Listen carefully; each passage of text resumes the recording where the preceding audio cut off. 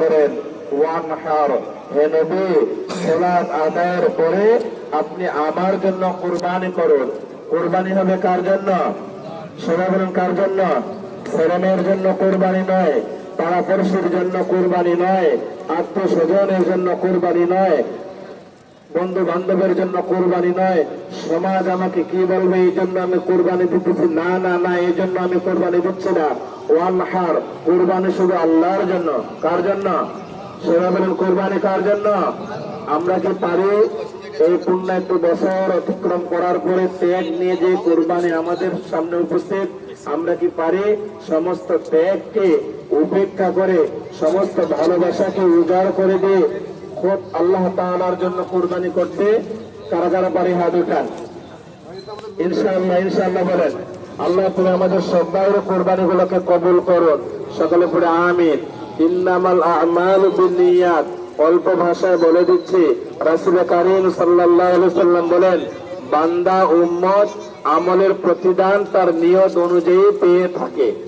যদি আমাদের নিয়ত ইখলাসের সাথে আল্লাহকে খুশি করবার জন্য কুরবানি হয়, ইনশাআল্লাহ আমিন, অলরেডি আল্লাহ তাআলা আমাদের আমলনামা কুরবানির সওয়াবকে দিয়ে দিয়েছেন। বলেন সুবহানাল্লাহি ওয়া বিহামদিহি।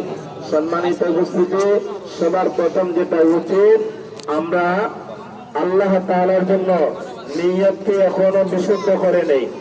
যদি নিয়তের ভিতরে, অন্তরের ভিতরে, মনের ভিতরে এখনো গড়মিল থেকে থাকে, শয়তান মেহনত করতে আছে, ওয়াসওয়াসা দিতে আছে, এখনো দিলটাকে খালেস মনে, কায়েক মনে, আলা লিল্লাহি দীনুল খালিস, আল্লাহ তাআলার দিকে খালেস মনে, ইন্নী ওয়াজ্জাহতু ওয়াজহিয়া লিল্লাযী ফাতারাস সামাওয়াতি ওয়াল আরদ হানিফা ওয়া মা আনা মিনাল মুশরিকিন, এইভাবে আমি মুখ ফিরাইলাম আল্লাহ তাআলার দিকে, আমি আমার মুখমণ্ডলকে ফিরাইলাম আল্লাহ তাআলার দিকে, যিনি আসমান বানাইছেন, জমিন বানাইছেন, হানিফ একনিষ্ঠতার সাথে, ওয়া মা আনা মিনাল মুশরিকিন, আমি মুশরিকদের অন্তর্ভুক্ত হতে চাই না।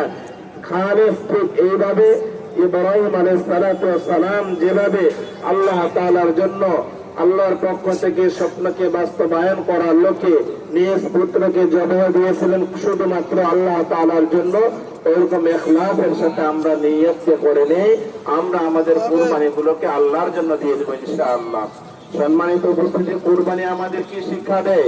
পশুকে আল্লাহ তাআলা নির্বাচন করলেন কেন? মানুষের ভিতরে পশুর তো কিছু আচরণ আছে, আছে না? সেগুলো আছে না? কিছু মানুষের ব্যাপারে আমরা বলি, কিরে তোর বিবেক জ্ঞান থাকা সত্ত্বেও পশুর ন্যায় কাজ করিস কেন? এরকম কিছু বাক্য